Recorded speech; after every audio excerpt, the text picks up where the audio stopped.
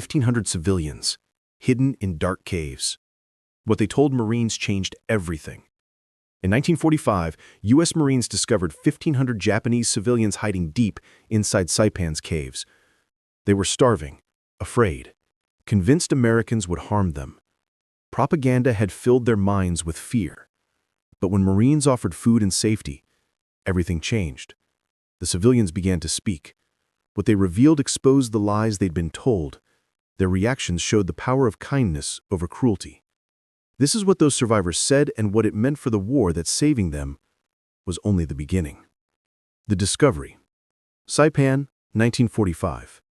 The battle was ending. U.S. Marines moved through the island carefully. They checked every cliff, every rocky hillside.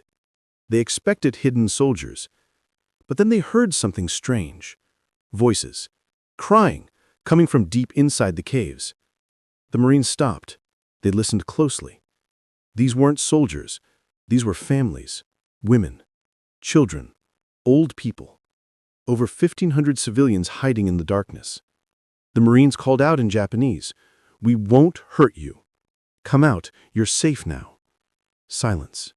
Then, slowly, shadows began to move. Faces appeared at the cave entrances. Thin, exhausted, terrified. What happened next surprised every Marine there. These people weren't just scared of the battle. They were scared of the Americans themselves. But why? What had they been told? The answer would reveal something darker than anyone expected. The fear in their eyes. The civilians stayed frozen at the cave entrance. They stared at the Marines. Their eyes showed pure terror. One Marine stepped forward slowly. He held up food, water. He smiled. But the families didn't move. Some pulled their children back into the shadows. Others covered their faces and started crying. The Marines were confused. They came to help. Why were these people so afraid? Then an interpreter arrived. He called out again in Japanese. "The war is over for you. We have food, medicine. No one will be harmed." Still, most wouldn't come out. They whispered to each other, shaking their heads. Some even moved deeper into the caves. What were they saying to each other? What belief held them back? One older woman finally spoke. Her voice trembled. What she said made the Marines realize something terrible. These civilians had been lied to. Badly. But the lies went even deeper than that. The propaganda they believed. The interpreter translated the woman's words. The Marines couldn't believe what they heard. They told us you would harm us, that Americans would torture us, that you would end our families. The woman's voice broke as she spoke. They said it was better to not survive than to be captured by you. The Marines stood silent, shocked. This was propaganda. Lies, spread by Japanese military leaders. They had convinced civilians that Americans were monsters. Children clung to their mothers. Some families had been in those caves for weeks, starving, drinking dirty water, living in total darkness, all because they believed the Americans would be worse. One Marine knelt down. He opened his ration pack. He broke off a piece of chocolate. He handed it to a small child. The child's mother gasped. She watched carefully, waiting for something bad to happen. But the Marine just smiled. He stepped back. He waited. What happened next started to change everything. The first moment of trust. The child looked at the chocolate, then at his mother. She nodded slowly, tears in her eyes. He took a small bite, then another. His eyes went wide. He'd never tasted anything like it. Other children watched, their stomachs empty, their bodies weak. Slowly, carefully, they began to move forward. The Marines handed out more food, water bottles, medical supplies. They moved gently, spoke softly, never rushed anyone. One by one, families started emerging from the caves, blinking in the sunlight, supporting each other as they walked. But some still refused to come out. They stayed in the deepest parts of the caves, still believing the lies, still terrified. The Marines didn't force them. They left food at the entrance. They kept calling out, kept reassuring them. Then, something unexpected happened. The civilians who had come out started calling back into the caves, speaking to those still hiding. What they said would convince dozens more to finally trust the Americans. Civilians speaking to civilians. "They're telling the truth," an older man shouted into the cave. "They gave us food, real food. No one was harmed. Please, come out." A woman joined him. "I thought we would meet our fate today, but look, we're alive. We're safe. They even have doctors." The voices echoed deep into the darkness. Other families inside heard them. People they knew, neighbors, friends. Trust started spreading, slowly, carefully. More families appeared. Some carried babies. Others supported elderly relatives who could barely walk. One old man collapsed the moment he reached sunlight. A Marine medic rushed over, checked his pulse, started giving him water. The old man's family watched nervously, but the medic worked quickly, professionally, with genuine care. Within an hour, he was sitting up, drinking, even smiling weakly. Word spread through the group.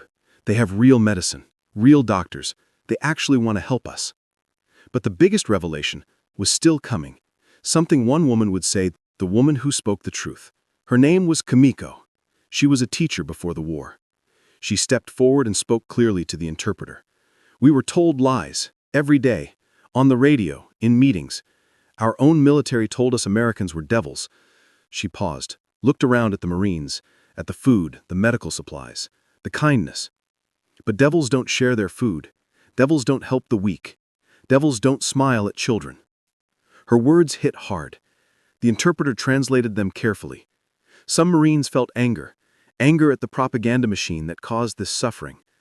But mostly, they felt sadness. Sadness for these families who had suffered so much based on lies. Kimiko continued. "We were told to jump from the cliffs rather than be captured. Some families, they listened. They're gone now." Silence fell over everyone. The weight of those words sank in. Lives lost.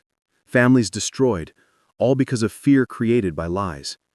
The Marines knew they had to do more than just rescue these people. The recovery camp. The Marines set up a temporary camp, tents, medical stations, food distribution areas. They worked through the night preparing everything. By morning, over 1,200 civilians had been brought to safety. More kept arriving throughout the day. Doctors examined everyone. Many had infections, malnutrition, injuries from living in rough cave conditions. Especially children were in bad shape. But slowly things improved. Meals were served, clean water flowed, wounds were treated. Families could finally rest without fear. The change in the civilians was remarkable. Within days, children started playing. Adults began talking normally. Some even started helping the Marines organize the camp. One young boy approached a Marine. He was maybe 8 years old. He bowed respectfully. Then he said something in broken English. "Thank you. You good people." The Marine's eyes filled with tears. He'd been in combat for months, seen terrible things. But this moment reminded him why he was fighting. Still, not everyone was convinced. Some civilians remained distant, watchful, waiting for the truth to reveal itself. Breaking through the final doubts. A few families stayed separate from the others. They ate the food, accepted medical care, but they didn't speak much, didn't interact. The interpreter explained. "They still have doubts. Years of propaganda don't disappear in days. They're watching, testing, waiting to see if this kindness is real." The Marines understood. They didn't push, they just continued being consistent, fair, kind.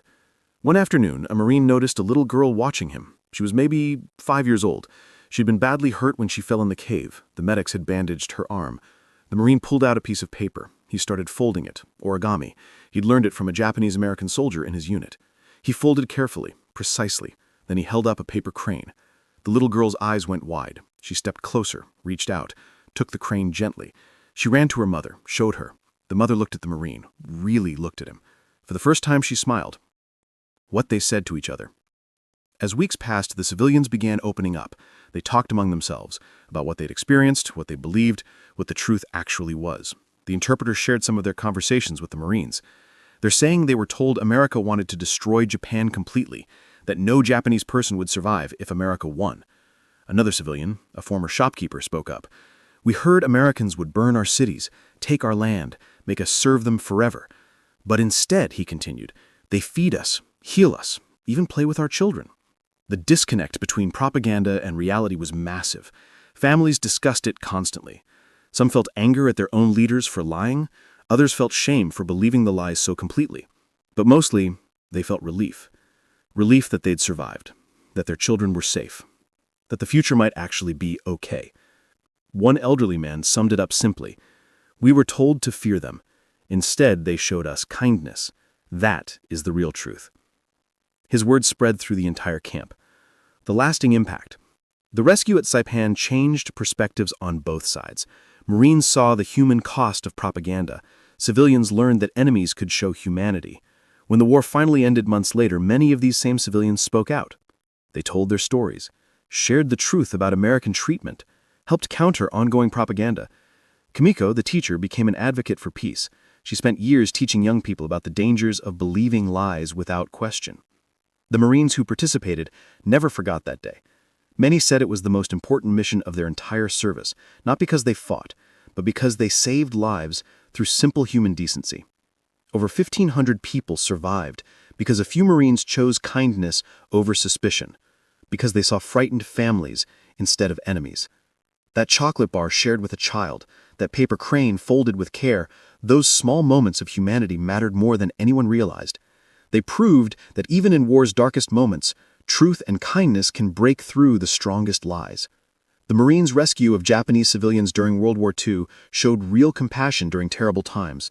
Their humanitarian actions built trust between American troops and families who'd been taught to fear them. This cooperation proved kindness matters even in war. These rescue stories from the Pacific War remind us that gratitude and understanding can emerge from darkness. When Marines chose to save lives instead of seeing enemies, they changed hearts forever. Sometimes, humanity wins.